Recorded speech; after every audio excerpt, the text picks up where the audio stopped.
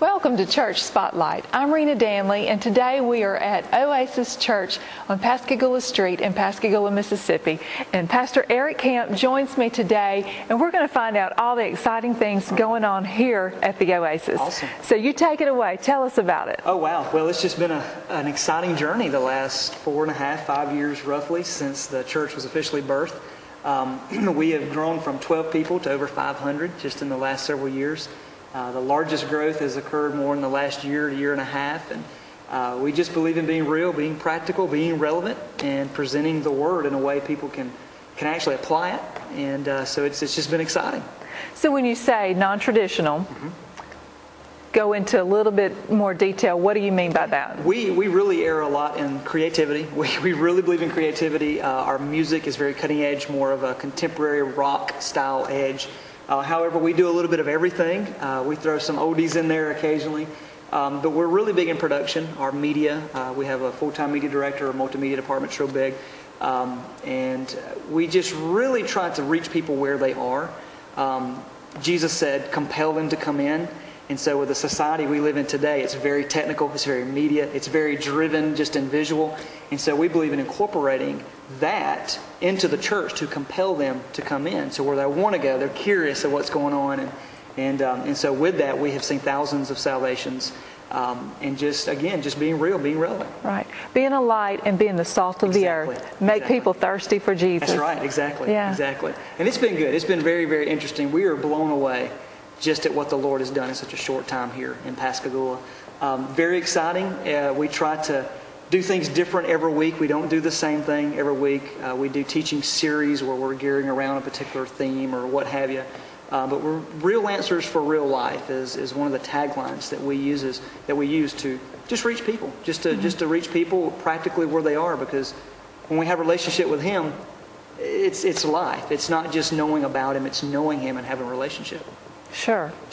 And relationship is such a part of our life, in everyday life. We not only have a relationship with the Lord, but we have relationship in work and in school. And, I think that when we make Him a center of our life, then it spills over into other areas. Exactly. And that's something when you look at our congregation on Sunday morning, we're bussing in people in the city and in the region that are homeless. They sleep under bridges. They sleep in the park.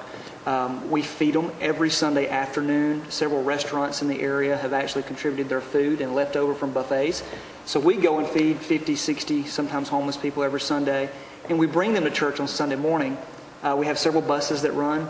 And they're sitting next to accountants and businessmen and a very multi-ethnic, diverse church.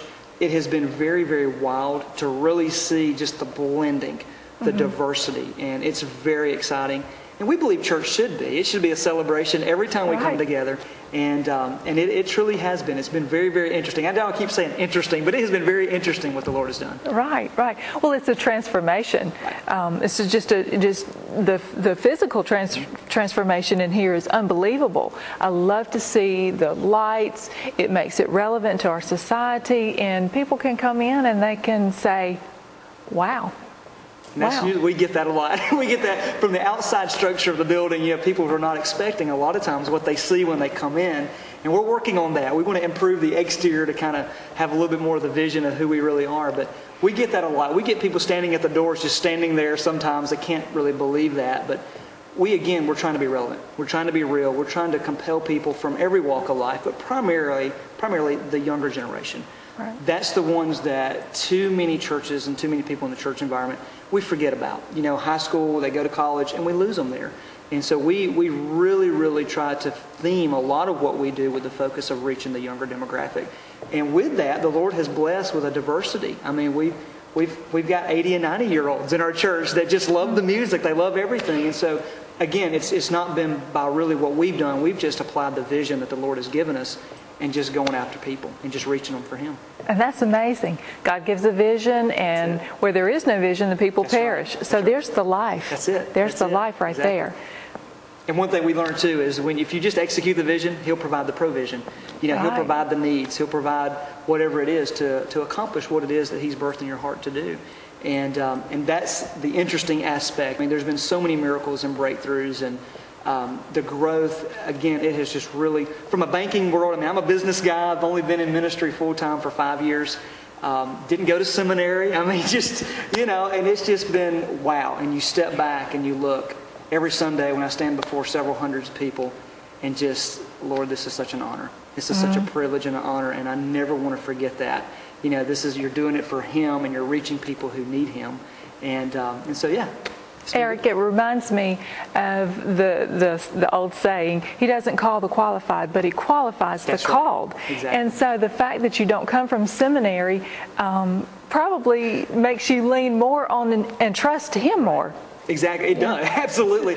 And that's, I say this all the time. I say, I probably don't know enough to actually stand before you, but, here's what I believe. And we do believe in just being real. I mean, whatever our personalities are, we just don't believe in conforming. A preacher's got to look this way, dress this way. I mean, I'm a jean shirt guy, jean tee, and that's usually on Sunday morning. That's what you get. I just believe in being real. I believe the Lord wires us the way that we are because there's people and things that He wants us to do in the way He's wired us.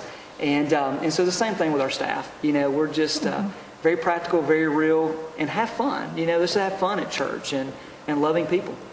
And people need to see that. They really can spot a fake right away. And to be genuine and to genuinely love the Lord with all of your heart. And it's so evident in your countenance and in your speech that you love the Lord and you just want to see people compelled to come to know Him. Absolutely. And that's really, if you look at the deep root of my call, I really just want to reach people for Him. Those who don't know Him, those who are living life thinking there's no hope. There's always hope in Him. Just from a personal testimony, that's my heart, is to see people come to know Him, to surrender their lives and their hearts to Jesus. That is, when I see 10s and 20s of people every single week just raise that hand or surrendering or just saying that prayer and just falling in love with Jesus. I mean, I'm not a visually emotional guy sometimes, but there are times I had to step out because there's just tears are flowing. Because I know that there is genuine moving of the Spirit on their heart, and He's compelling them to Him. And that's my ultimate call, I believe, is just to reach them for Him, first and foremost. I'm a pastor, but I have such an evangelistic heart. I just really, really believe in reaching people. Right. Well, you touched on several ministries, and we want to get to every single one of them. So you stay with us. There's more to come. Welcome back to Church Spotlight. This week we feature Oasis Church in Pascagoula, and we've moved to Higher Ground, literally, Higher Grounds Cafe. It's where their youth meet and where you can come and get a cup of coffee or a smoothie that is absolutely delicious. So tell us more about the functionality and the vision behind Higher Grounds. Well, back when we launched the church, one of the things that we stopped doing was Sunday school. And that was like, man, you're going to do Sunday school. We believe in connection, getting people to connect. And so my wife, she actually had the vision. She said, well, let's just do a coffee shop. And so we painted the ceiling black and the walls all these different colors. And we bought an espresso machine. And within 3 weeks, we had about 4 to 5 times more people showing up early to get coffee than that was attending the actual Sunday school. So what we've done is we open up an hour and a half before every service. We serve breakfast, we serve lunch. After the service as well, they do lunches. But what we have just recently started doing is opening during the day, Monday through Friday. And the hours right now are 6:30 to 4. And we serve snacks and Cokes, and we have a bookstore, of course. And but this is also where our youth on Wednesday nights meet. We're running over 100 kids, teenagers in our youth group. Will Seymour is our student pastor, and this is where they meet each and every week as well. So, Will, tell us about the youth ministry here. Well, it's called Forward Student Ministries. We're about 6 months old, and we started with 14 kids, and right now we're running in between 95 to 100 kids on Wednesday nights. Kids from the majority of the kids are unchurched kids that are just coming and finding out from their friends or through Facebook or wherever else, and they come from different backgrounds, either Baptist or Catholic or Methodist or Assembly of God, and they're coming and they're just joining together and they're meeting new friends and they're just connecting with the church and the community. We meet on Wednesday nights over here in Higher Grounds on 6:30, and it's just a great environment for them. The cafe just provides a really great environment for them, and they can come and they can get their caffeine fix before service starts, so they can focus on what I'm saying and they can focus on the music. It's a great place to me. If I was a teenager, this is where I'd be on Wednesday nights. So it's a great hangout place as well. Tell me what you would expect on any youth service night? At first, I would expect a lot of chaos because you get surges of kids coming in at groups of 20 or 30 at a time. And they're coming in, and the cafe people are really kind of going crazy because they're having long lines of kids coming in. And then we have loud music playing, just, whatever music, relevant to them. And, it's hard to find a seat. Sometimes we have the couches and stuff we'll have to pull out. And a lot of times we'll have to pull out metal chairs, too, just for the kids can have a place to sit, and even then, kids are still standing up in the back. And we usually open with a game and with prizes and stuff. And we have an awesome praise and worship band that's very loud and they play a lot of rock style praise and worship music. And then I usually speak, and we have a really good time in prayer and stuff afterwards. So it's all about life change. And kids come every week, and their lives get changed, and they find the Lord, and they fall in love with Him. Everything that a teenager loves. Loud music, chaos, things to do.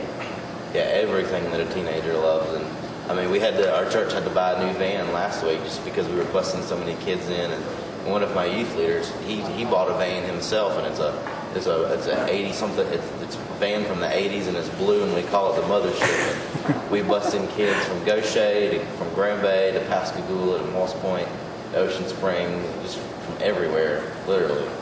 Okay, so if someone needed a ride, how would they go about making sure that you could get to them and pick them up? Well, we have a transportation director here at the church, and when they call the church and ask for a ride, there's an extension they can call. And what they do is they leave their name and their address and their number on there, and our transportation director will contact them the day of the service. And also, you can contact us through Facebook, or my youth leader that drives the Mothership, you can contact us through his cell phone as well. So there's always a way to contact us and let us know you need a ride. Okay, we'll make sure that all the information you need is on screen. Welcome back to Church Spotlight. We're back at Oasis Church in Pascagoula with Pastor Eric. Thank you for taking us on a beautiful journey of this church. I think it's so exciting. So tell us more about it. Well, first of all, it's an honor. Thank you guys for coming out. We believe in simple church. We don't do a whole lot, but what we do, we really try to do in excellence, such as the feeding, the At His Cross ministries we talked about just briefly earlier. We're feeding the homeless every Sunday afternoon. We have several people from our church that go in these restaurants that donate that and the food items to go and to feed them. And usually 30 to 50 people roughly every week they're feeding there. And we're bringing these people to church on Sunday mornings as well. So that's been a great ministry. Our Celebrate Recovery ministry meets on Friday nights, and it actually meets in Higher Grounds as well. They start at 6:30, and hurts, habits, hang-ups. We've seen just a great response to that ministry as they have live praise and worship there as well, and they feed then too. We're all about eating, so we have a good time eating. But so we have that. Flesh and feed the soul. That's it, exactly. And more on the lighter, fun side, we have on Monday nights beginning at 6:30 jiu-jitsu. One of the guys on our staff, Jody Pittman, teaches a martial arts class. And it's jiu-jitsu and karate, and that's open for anybody. It meets in Higher Grounds as well. Higher Grounds is kind of the hub of connection around here, and so we encourage people to want to come out to that as well. Kicking for Christ. Kicking for Christ, that's it. And they also have a little study that they talk about while they're there at the very end. And I think there's 15, 20, 30 people that meet up there. And but the people we're picking up in the vans, I mean, just as you heard Will say, we've had to purchase another van because our transportation ministry has just exploded. But Higher Ground serves a great purpose in allowing people to stay there and to connect there before the service begins, because many of them are here sometimes 30 minutes before the services begin. And so yeah, that's pretty much in a spotlight of the other ministries of our church. Children's ministries is something that we really believe heavily in as well. We have close to 100 kids in our children's department, and you'll see some footage of that too, just in the various classrooms and nursery that we have. And so yeah, the Lord has just blessed Oasis and blessed the vision, and the favor. It's been great. It also sounds like you put a lot of emphasis on relationships. Exactly. Forming that connection with someone that's your age, whether you're a teenager or whether you're a senior, whether you're in your mid-30s. It sounds like it's nursery to adult exactly. age, very senior age. Mm-hmm. And church. Exactly, and that's something, as the church grows larger, we got to grow smaller, and that's something that we really have bought into, I guess, to get people to connect and build relationships, because there's power in that. I mean, if people can relate and connect with people and build those friendships, and there's always somebody to lean on, somebody to talk to, and we really believe heavily in that connection. We have a thing around here too that we say, and I was mentioning to you earlier, we want people to feel like they can belong. If they feel like they can belong, we roll that red carpet out. You belong here. This is a home for you, regardless of where you come from. They're more likely to believe in what you're doing, but most importantly, believe if they don't know Christ. Just seeing the church in operation and rolling out that carpet and knowing that they are welcome and belong here. And that's been the largest part of our growth, has been in just different demographics. I mean, it's been amazing to see what the Holy Spirit has done here. And you mentioned earlier, that's all about being real. That's right. That's right. If they can see that you are real here and that you have real truth, that's right, and real belief, you believe in what you're right, teaching and what you're doing, yep, then that spills over. Right. And one thing I teach all the communicators on our staff too, and this is kind of a theory that I've bought into, is we don't need to deliver a message unless it has delivered us. Let's not just download a message. Let's deliver it, but it needs to deliver us. We need to own it. We need to own what we're speaking, and that comes sometimes with hurts and weaknesses. I mean, nobody's perfect, but it's just great. We just really believe in that connection and relationship building. Can you see where your background has brought you to this place? Wow. Business, law enforcement, all of it, yes. That was my seminary. Life, I believe, is seminary, because what you do, your life is made up of the experiences that you have and you encounter. And the different backgrounds that I have, I really can look back now and I'm so thankful that the Lord has really given me those opportunities in the past, because it's definitely helped. Being somebody that had never pastored, never led a church before, yes, it has really paid off. It sure has. And that's where you can say your past makes who you are, but it doesn't determine who you have to be. That's exactly right. That's exactly right. So He has used everything, and it's been fun. It's been fun.